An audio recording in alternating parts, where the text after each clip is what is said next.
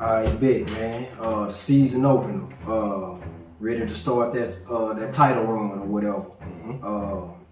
Ready to come out with a vengeance and avenge the loss in the state finals last year. Right. All right, we opened up the season with Red Bank, man. Like I said, I went on the team at the time, man. Can you tell me about a little bit about that game?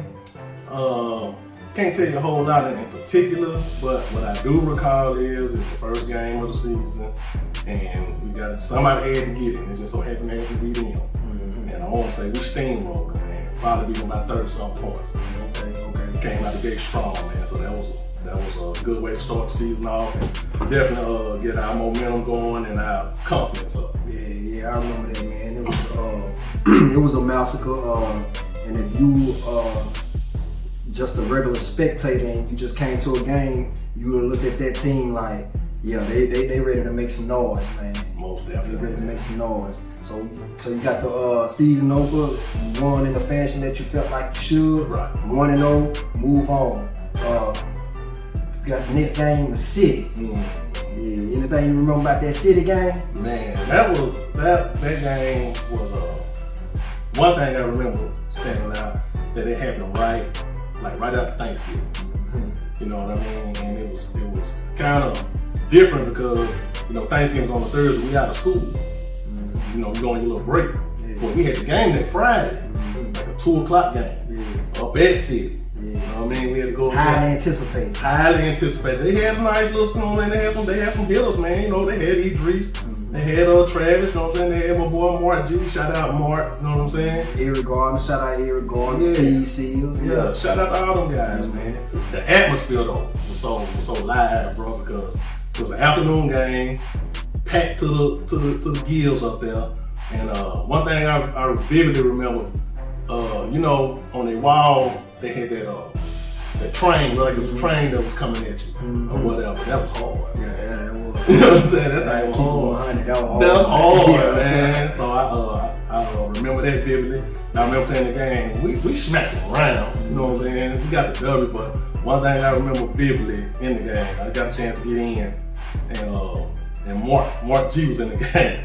And somehow, I don't know how he got me down on the block, but he got me down there, he drove to the bucket, man, and I fired him, and he hit the shot. And I heard them say, this nigga can't guard me, man. This nigga can't guard me. I said, and I didn't know, you know him personally? I knew him, but I didn't know him like as I got to know him over the years. And I didn't know his personality. Yeah. But that's him, man. That shit was funny though, man. But that's one thing I remember vividly, other than the fact that we got that W. I think we 30-piece them too. Yeah, for sure.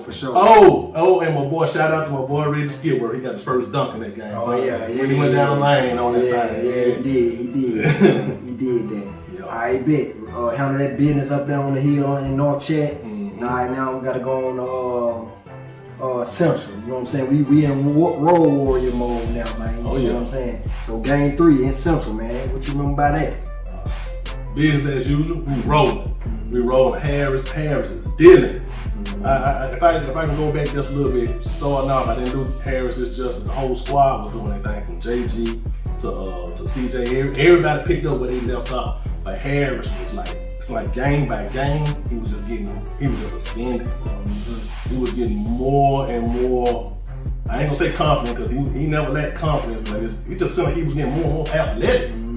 If that makes sense, you know what I mean? He was getting more and more sure of himself when it came to athletically. I mean, just explosive, off the dribble, doing what he wanted to do. No little passes, you know what I'm saying? Going down the lane on the break, you ain't catching them on the break. And then when he take off, ain't no sense in jumping. And so he was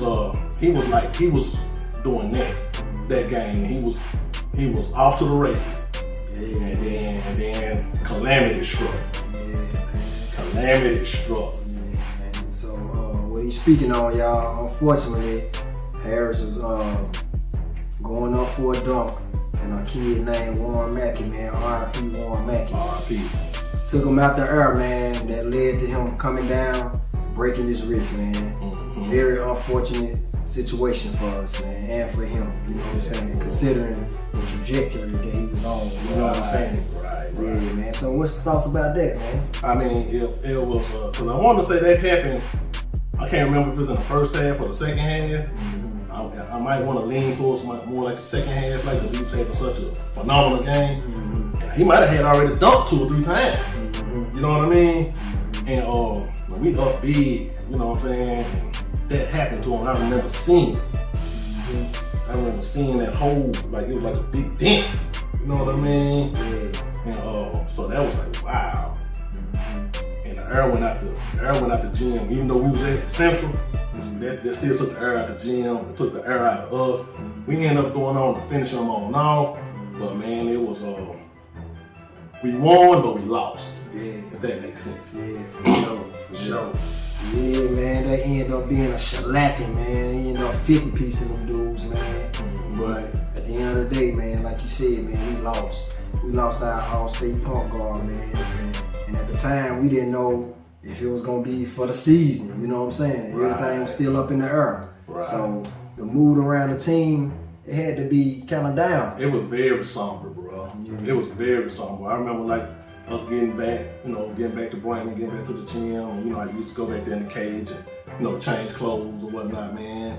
I don't even think we was playing no music. And, you know what I'm saying? We always got the box bumping, you know what I mean? Especially after a big win. Like I said, we 50-piece them dudes, but it wasn't nothing to be happy about, sure about it. And we was very unsure of what was going to happen. Our hearts went out to him, first and foremost. You know what I mean? Worried about him and what that was going to be like.